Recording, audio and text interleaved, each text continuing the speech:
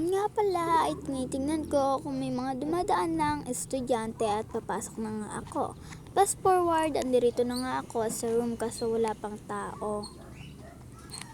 At yan, naglakad-lakad muna ako at kasama ko na nga si Anika, nakita ko na siyang pumasok. Yun pa siya, kumaway-kaway pa siya dyan kasi sinabi ko sa kanya kumaway pa siya dyan. Hindi pa nga natatapos yung kantin namin.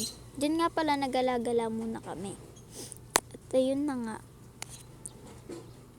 Tinitingnan namin yung mga tagabukas namin ng pintuan. Sa bintana ko nga lang pala nilusot doon yung cellphone ko para mabidyoan. At ayun na nga pala si Aubrey dumating na rin.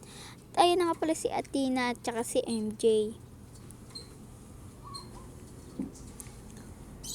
Tinututok ko pa nga sa kanila yung camera kaso hiyang-hiya sila. At yun na nga, papunta na nga kaming school.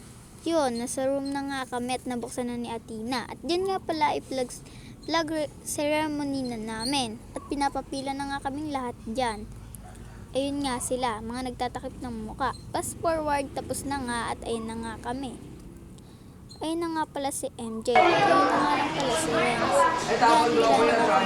Jana! Jana Lynn! I mean, wala kami picture. Ayun sila guys, mga nagkukwentuhan lang. Ayan ako nangungusap kay Mary Joy. Kasi dyan. Wala sila guys. Diyan nga pala nagpaponi na ako kay Anika at pinapatulong ko na nga pala dyan si Janalyn. Ayun na nga, tinulungan na nga siya ni Janalyn magponi sa akin. Tinitignan ko pa nga dyan yung pony nila sa akin. Ayun nga pala yan. Sabi ko kay Janalyn, ang dai-dai naman ng kanya, kaya pinabawasan ko sa kanya. At ayun na nga, ayun, pinoni na nga nila akong dalawa.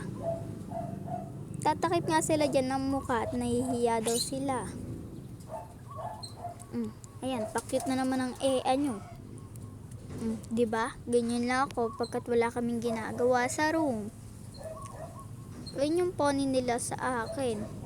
Sabi ko nga sa kanila dyan, gandahan nila. Sabi pa nga nila dyan sa akin, ako na nga lang daw nagpapapone pero ang arte-arte ko pa. At ayun nga pala si Mary Joy. Wala na kaming teacher niyan. Ayun nga pala, recess na namin. At si Cyrus na yung kasama ko. Ano nga pala, na lang pala dyan ginagawa naming dalawa. Nahihiya nga siya sa camera. At ayun, ayaw niyang matututukan ng camera. Ayun siya. Ayan na nga siya.